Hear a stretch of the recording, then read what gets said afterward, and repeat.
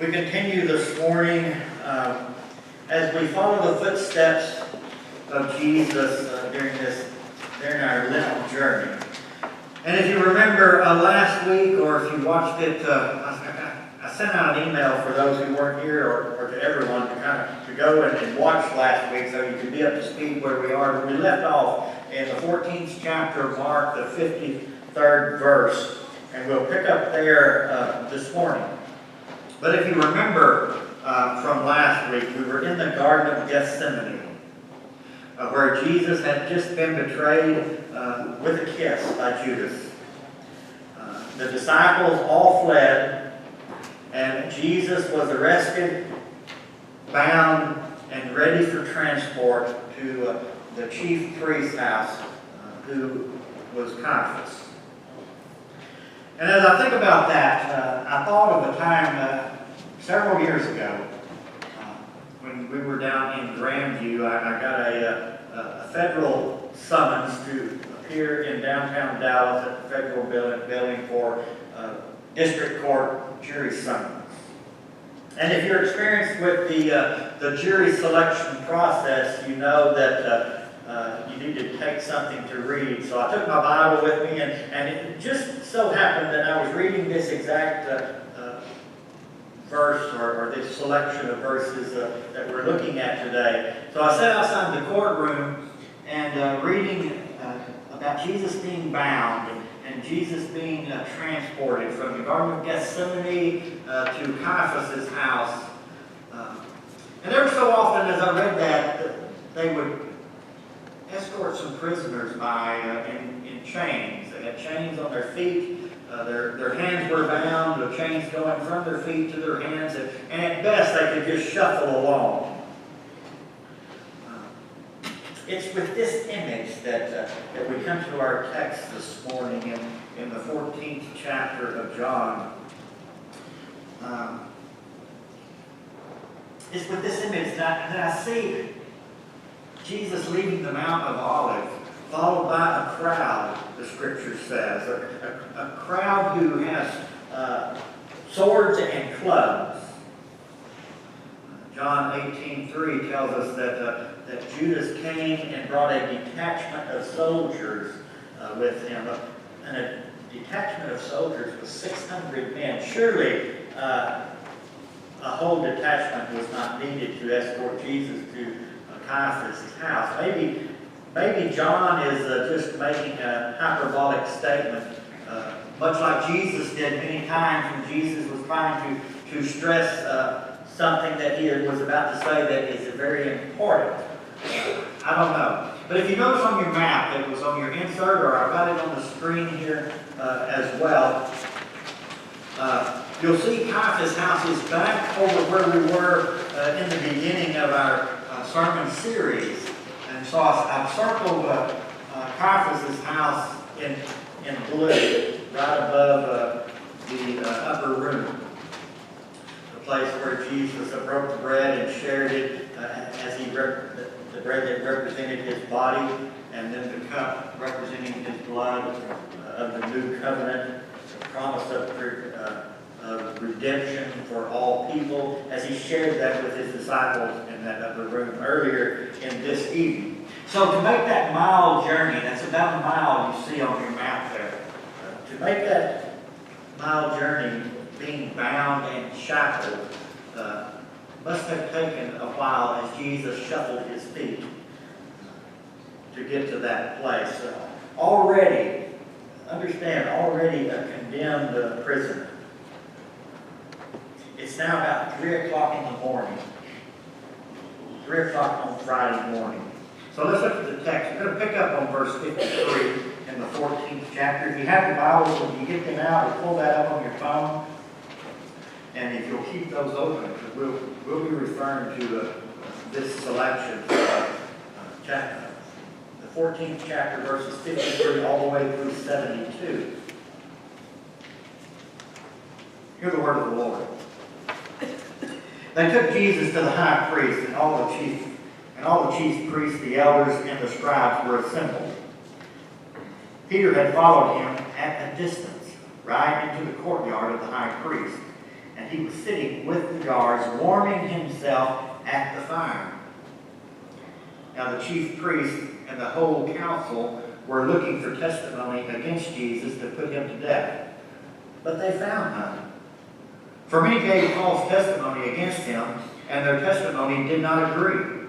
Some stood up and gave false testimony against him, saying, "We heard him say, 'I will destroy this temple that is made with hands, and in 3 days I will build another not made with hands.'" But even on this point, their testimony did not agree. Then the high priest stood up before him and asked Jesus, "Have you no answer? What is it that they testify against you?" But he was silent and did not answer. And the high priest asked him, "Are you the Messiah, the Son of the Blessed One?" Jesus said, "I am. And you will see the Son of Man seated at the right hand of the power, and coming with the clouds of heaven." Then the high priest tore his clothes and said, "Why do we still need witnesses? You have heard his blasphemy. What is your decision?" All of them condemned him as deserving death. Some began to spit on him, to blindfold him, and to strike him, saying to him, "Prophesy." The guards also took him over and beat him. While Peter was below in the courtyard, one of the servant girls of the high priest came by. When she saw Peter warming himself, she stared at him and said, "You also were with Jesus, the man from Nazareth." But he denied it, saying, "I do not know or understand what you are talking about." And he went out into the foyer. Then the cock crowed. And the servant girl, on seeing him, began again to say to the bystanders, "This man is one of them." But again he denied it. Then after a little while, the bystanders again said to Peter, "Certainly you are one of them, for you are a Galilean." But he began to curse, and he swore an oath, "I do not know this man you are talking about." At that moment, the cock crowed for the second time. And Peter remembered that what Jesus had said to him, "Before the cock crows twice, you will deny me 3 times." And he broke down and wept. The word of God for the people of God. Thanks be to God. The steps leading up to Caiaphas' house are still there today. Dan and I, when we were in Israel, we got to visit them. We actually got to walk up these steps, these very same steps. And doing that, knowing that Jesus walked up these steps in order to secure my salvation, was a very, very humbling experience, to say the least. This whole scene that I have read for you this morning, that we're focusing on, is about Jesus being unjustly condemned, and we who are guilty of being set free. For Peter has followed from a distance, verse 54 tells us. And he's mingled with the crowd inside the courtyard, and he's warming himself by the fire. Now I want to pause just for a moment to explain how the religious law and Roman law worked hand in hand in Jesus' day and time. When I was summoned to be on the jury of district court, I knew that I would not be able to fulfill that obligation had I been selected. So when I went to the federal building in downtown Dallas, I appealed to the district judge and told him, I can't serve on this 3 to 6 month trial because I am a minister. And I need to be available for my congregation in times of emergencies. I can't be tied up that long. I could have appealed to my bishop, but my bishop has authority over church and church law, and our judicial council are the ones who puts us on trial if we get out of order in some way or another, and has the power to take our credentials away from us. But they had no power in the federal sense. And so it was with the Caiaphas here. So he has power in church law, but not in government law. And so he's gathered the religious Supreme Court, the Jewish council together here in our text in verse 55. That council is called the Sanhedrin, which consists of 71 elders. And they accuse Jesus of being a false prophet, to which they need 2 witnesses in order to present Jesus to the Roman government, the Roman authorities, and be put to death. Everything about this attempt to condemn Jesus is illegal, according to Jewish religious law. It is very unlikely that they could gather all 71 of the Supreme Court, the Jewish Supreme Court, the Sanhedrin, together at 3 o'clock in the morning. That is very unlikely. The Sanhedrin normally officially met, I should say, in the hall of the hewn stone, which is in the temple area. So if you look on your map and you find the temple, you know that's where they normally meet, within the temple precincts. Decisions are not valid unless they meet in the official place. They can't meet at night, and they couldn't meet in any of the great feast days. And here we are. If you remember 2 weeks ago, our series began on the first day of unleavened bread. So we're in the Passover week here, and they had this meeting, and they couldn't do that. If that wasn't enough, they paid people or bribed people somewhere or another to give some false testimonies here, but they couldn't even agree on their lies. You know, that's pretty bad when you can't even find 2 liars who'll agree. And so they couldn't even get their two witnesses that they needed. And so finally we come to the point where Caiaphas has to do something. He's able to preside over this Jewish court, but he can't. He's not allowed to ask any questions that will incriminate whoever he is trying to. But he does. When all else fails, Caiaphas broke Sanhedrin law, and in effect he goes for a confession. That's the only way that he can get Jesus here. And so in verse 61 of our text, he asked Jesus, "Are you the Messiah, the Son of the Blessed One?"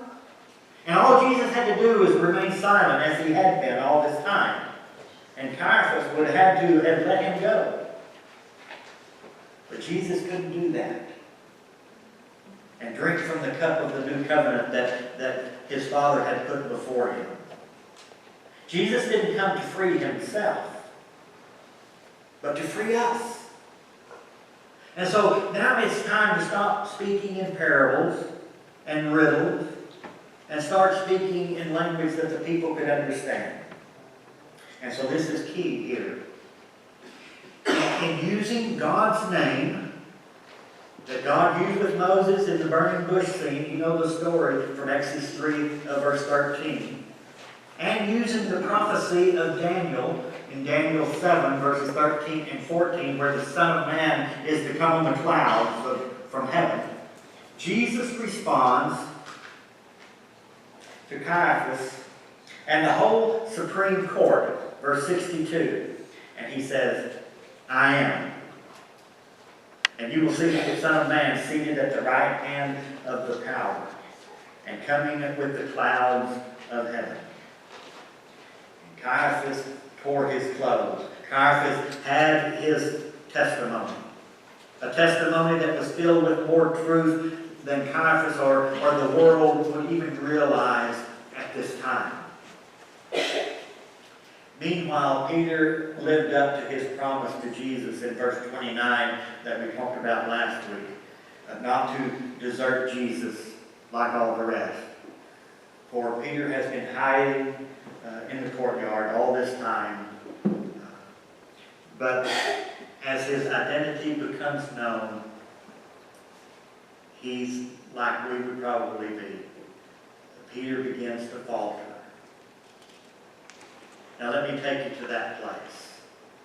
So we have here a picture of of a church that was built in 1931 in Jerusalem. This church is built over the ruins of Caiaphas' house. This is called St. Peter and Gallican II Church. Gallican II means cockcrow. And so this church was built over Caiaphas' house to commemorate the triple denial of Peter to Jesus and the rooster crowing twice.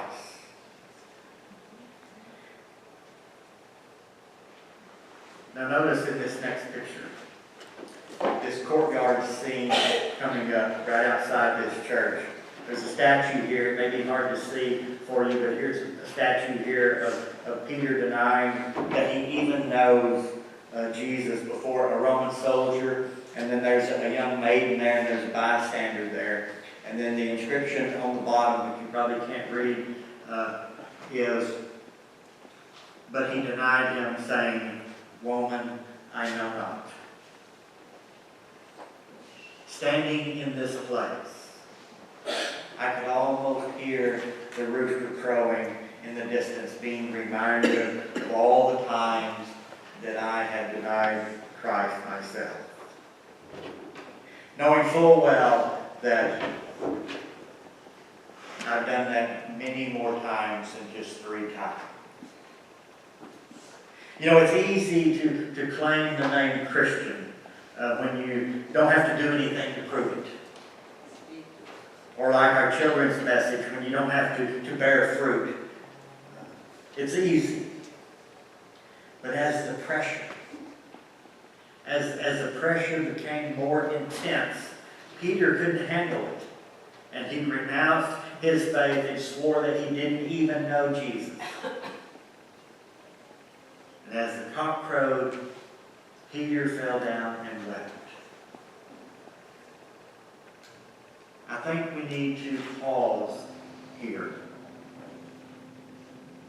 And I think we need to ask ourselves, where does the faith we profess clash with our lifestyle? Are we who we claim to be while we sit right here in this church? The same as when we leave this church here in a few moments? Is Jesus still Lord of our lives outside these church walls? Or do we deny even knowing Jesus as we get into a world of status and power and self-centeredness? Or do we give in and deny Jesus even knowing Jesus as we get into a community that is stricken with drugs and the drug trade and poverty? Or do we deny even knowing Jesus as we give into ourselves and then you put in the rest of that third denial? You fill in that blank. Perhaps we have way more than 3 denials, but we are quick to point out Peter's. Where Jesus withstood his temptations in the garden, Peter and the others fled. At Caiaphas' house, there were plenty of witnesses to convict Peter, but his life set him free. All the while, there were no witnesses to convict Jesus, but his truth condemned him. I want to take you below Caiaphas' house this morning. Below Caiaphas' house there's a pit. It's called the Sacred Pit. Let's go to the next slide, please. In this pit below Caiaphas' house, it's an old cistern. It is believed that Jesus was lowered into this pit the night of his trial at Caiaphas' house. We were able to go down in there. They made steps to get down in there. They had lighting down in there. And we went down into this pit where it is believed that Jesus spent the rest of this night. and when we're able to hear the words of Psalm 88, verses 3 and 4. For my soul is full of trouble, and my life draws near to Sheol. I am counted among those who go down to the pit. At one moment while we were down in this pit, the lights were turned out, and we could feel the loneliness that Jesus surely felt on this night so many years ago. And you know, there's only one source. There's only one source that this whole story could have come, and that's from Peter himself. Peter must have told this story of his own denial. Peter would go on the preaching road and share his testimony with whoever he would come across. And he would say, this is what I did. I denied my Lord. And you know what? Jesus never stopped loving Peter. He never stopped loving Peter. So as we continue our 40-day journey in Lent, in a sense, we too are on trial ourselves, just like Peter. We are in a pit of sorts, struggling with who we are and who we are supposed to be in Jesus Christ. We know that one day we'll have to stand before the great judge, Jesus Christ, and be questioned. So as we ponder these things, possibly struggle with these things, I want you to know this morning that the cup that Jesus drank was the cup of the new covenant in his blood, which is a promise of God's redeeming love for you and for me and for the world. Let us pray. Father, we thank you for your word this morning.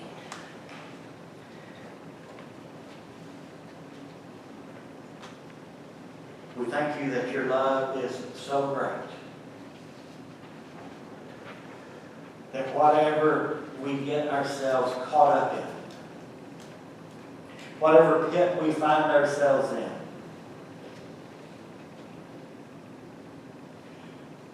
there are no barriers to your love for us in Jesus Christ. And that is the truth. Help us to live that truth and share that truth as we share our own faith with people in our world. In Christ's name we pray.